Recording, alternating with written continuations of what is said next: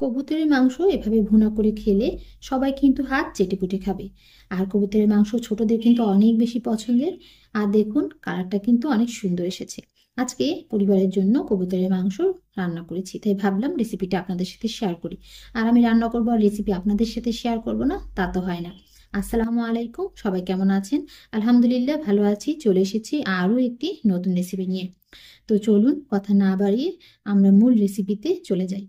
আর যেহেতু কবুতরের মাংস রান্না করব, এজন্য একটি প্যানে আমি পর্যাপ্ত পরিমাণ তেল দিয়ে নিলাম। আর এখানে তেলটা গরম হয়ে এলেই দিয়ে দিচ্ছি 1 কাপের মতো পেঁয়াজ কুচি। আর পেঁয়াজটা একটু ব্রাউন করে ভেজে নিব, হালকা করে ভেজে নিব। এরপর এতে দিয়ে দিচ্ছি 3টা তেজপাতা এবং সাথে আমি দিয়ে দিচ্ছি গরম মশলা, এলাচি এবং দারচিনি। এই তো একটু দিয়ে হালকা করে আমি ভেজে নিব। এরপর এখানে দিয়ে দিব আদা বাটা এবং রসুন বাটা।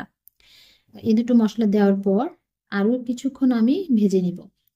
সাথে একটু পানি দিয়ে নিব যাতে মশলাটা পুড়ে না যায়। এরপর আমি একে একে এর ভিতরে সব রকমের মশলা দিয়ে দিব।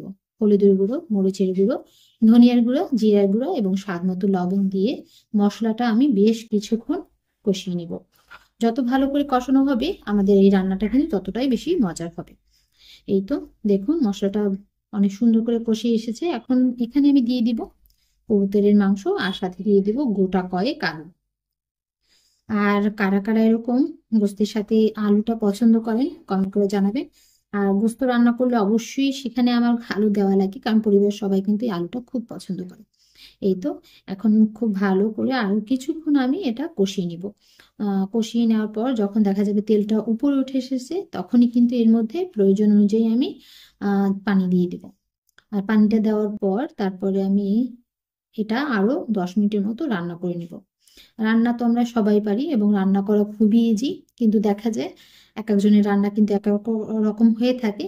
কারণ একটাই, তা হচ্ছে মশলাটা যদি আমরা বুঝে শুনে দিই তাহলে কিন্তু রান্নাটা সত্যি পারফেক্ট হয়। দেখা যাচ্ছে আপনি মশলাটা বেশি দিয়ে ফেলছেন, রান্নাটা ঠিক মতো হচ্ছে না। তো মশলাটা কিন্তু আসলেই অনেক গুরুত্বপূর্ণ রান্নার ক্ষেত্রে। আমরা যতটুকু রান্না করব পরিমাণ মতো কিন্তু বুঝে মশলাটা দিতে হবে, তাহলে কিন্তু রান্নার কালার যেরকম সুন্দর আসবে আর স্বাদ তো অবশ্যই হবে। এখানেই পার্থক্য রান্নার মধ্যে। আর রান্না কিন্তু আমরা সবাই পাই। তো দেখুন কালারটা কিন্তু অনেক বেশি সুন্দর এসেছে। আর কি বলবো, শুধু কালারটা সুন্দর এসেছে, লাল লাল ঝাল ঝাল এরকম না। আমি মরিচটা যেটা বাহিরে বাজার থেকে নিয়ে এসেছি, আসলে এটা কালার দেখেই নিয়ে এসেছি। আর মরিচেরটা তেমন বেশি ঝাল না, কালারের জন্যই নেওয়া। আর এই জন্যই কিন্তু আমার যে কোনো রান্নার কালারটা এত বেশি সুন্দর আসে। আর দেখুন আসলেই অসাধারণ হয়েছে কবুতরের মাংসটা রান্না। আশা করছি সবার কাছে রেসিপিটি ভালো লেগেছে। ভালো লাগলে অবশ্যই লাইক, কমেন্ট ও শেয়ার করবেন। সবাই ভালো থাকবেন। আল্লাহ হাফিজ।